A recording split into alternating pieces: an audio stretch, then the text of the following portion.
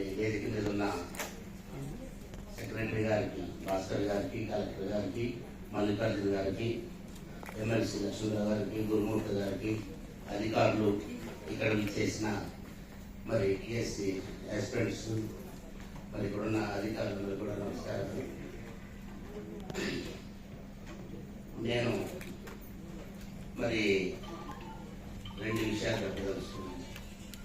ఇలాంటి మంచి కార్యక్రమం వల్ల ఎంత మరి ముఖ్యంగా బడుగు బలహీన వర్గాలకు చెందిన కుటుంబాల్లో ఇలాంటి కార్యక్రమాలు ఎంత ఆనందాన్ని ఇస్తాయి, ఎంత ఆదరణ ఇస్తాయి అనేది నేను నమ్ముతున్నాను.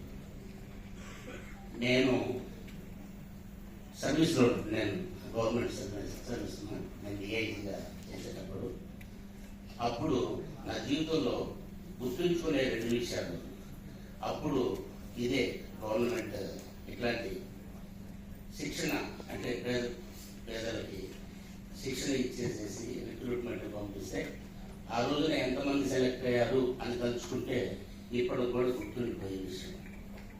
అదేవిధంగా నేను మేనేజింగ్ డైరెక్టర్గా చేసేటప్పుడు మైనారిటీలో మరి పేద క్రిస్టియన్ విద్యార్థులకి గ్రూప్ 2, గ్రూప్ 1 ఇట్లాంటి కొన్ని శిక్షణలు ఇప్పించేసి రిక్రూట్మెంట్ పంపిస్తే ఆ రోజు సెలెక్ట్ అయిన విద్యార్థులు మరి కలుసుకుంటే సర్వీస్లో, పోలీస్ సర్వీస్లో మరి ఇదొక ఘట్టం.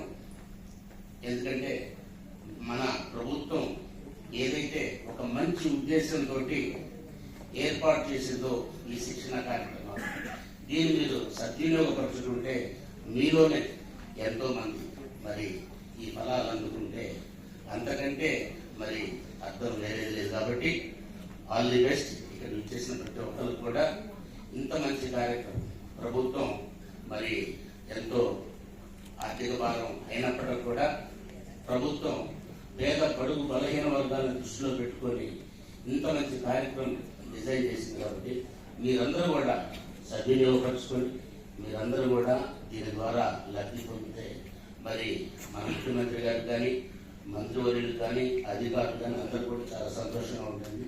All the best. Once again thank you very much.